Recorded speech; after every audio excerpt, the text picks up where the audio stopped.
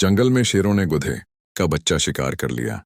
गधे का बच्चा काफी हद तक जख्मी था तो एक बुजुर्ग के बजाय उसे अपने पास रखकर ने कहा, उसे मजीद मारने या खाने पाल पूस कर बड़ा करना ज्यादा फायदेमंद।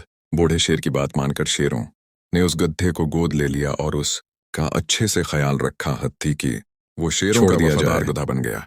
एक दिन उसी बुजुर्ग शेर ने कहा, अब वक्त आ गया है कि उस गधे को वापस उसकी बरादरी में छोड़ दिया जाए।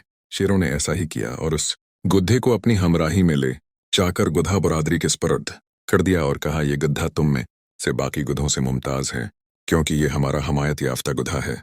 गधों ने फौरन इस गधे को अपना सरदार मान लिया और शेरों की हमायत हासिल होने की वजह से उसके हर हुक्म की तामील करते और नाफरमानी से डरते रहते, क्योंकि जो भी गधा उस सरदार गधे की हुक्म दोली करता तो सरदार गधा इस नाफरमान गधे को गिरफ्तार करके शेरों के हवाले कर देता और वो इस नाफरमान को चीर फाड़ कर खा जाते थे।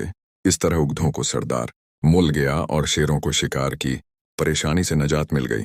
जहां तक बात है उस सरदार गधे की, तो वो गधों के नजदीक शेर था तो और शेरों के दरमियान गधा था।